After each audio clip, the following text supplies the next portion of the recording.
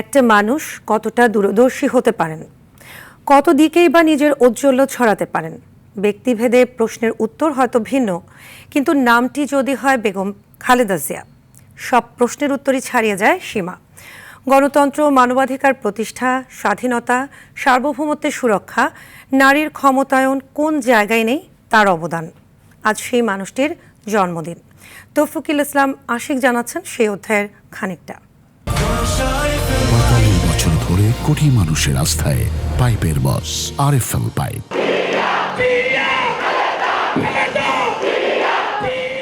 মুসলিম বিশ্বের দ্বিতীয় এবং বাংলাদেশের প্রথম নারী প্রধানমন্ত্রী বেগম খালেদা জিয়া। তিস্তা বিধৌত দিনাজপুরের মুদিপাড়ায় ১৯৪৫ সালের ১৫ই আগস্ট জন্মগ্রহণ করেন তিনি। দিনাজপুর সরকারি বালিকা উচ্চ বিদ্যালয় থেকে ১৯৬০ সালে ম্যাট্রিকুলেশন পাশের পর একই বছর জিয়াউর রহমানের সঙ্গে বিয়ে হয় তার। ১৯৮১ সালে দেশি বিদেশি ষড়যন্ত্রে বহুদলীয় গণতন্ত্রের প্রবক্তা জিয়াউর রহমানের মৃত্যুর পর বিএনপির হাল ধরেন বেগম খালেদা জিয়া। পরের বছর সামরিক অভ্যুত্থানে এরশাদ ক্ষমতা দখলের পর গণতান্ত্রিক আন্দোলনের সামনে থেকে নেতৃত্ব দেন তিনি। গঠন করেন ৭ দলীয় জোট। শত প্রলোভন আর হুমকিকে উপেক্ষা করে এরশাদ হটাও আন্দোলনকে চূড়ান্ত রূপ দিয়ে ফিরিয়ে আনেন সংসদীয় গণতন্ত্র। ৯১ নির্বাচনে জয়ী হয়ে দেশের প্রথম নারী প্রধানমন্ত্রী হিসেবে দায়িত্ব নেন বেগম খালেদা জিয়া। আমি স্পষ্ট করে বলতে চাই, দেশ ও জনগণের স্বার্থেই আমাদের এই সিদ্ধান্তের মূল উৎস। ২০০১ সালে অষ্টম জাতীয় সংসদ নির্বাচনেও বিজয়ী হয়ে খালেদা জিয়ার নেতৃত্বে তৃতীয়বারের মতো সরকার গঠন করে বিএনপি।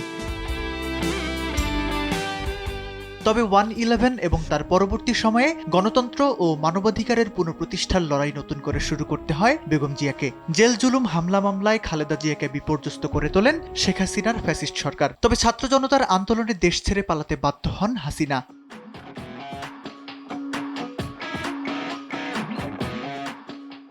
জুলাই অভ্যুত্থানের পর দীর্ঘ কারাভোগ আর সুচিকিৎসার অভাবে বহুমুখী রোগে আক্রান্ত বেগম খালেদা জিয়া লন্ডনে গিয়ে চিকিৎসা নেন। ফিরে আসেন কিছুটা সুস্থ হয়ে,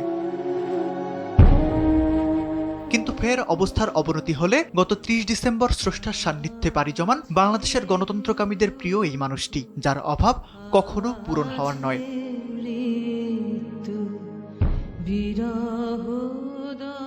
জন্মদিনে আপসহীন দেশনেত্রী বেগম খালেদা জিয়ার জন্য রইল দোয়া ও ভালোবাসা।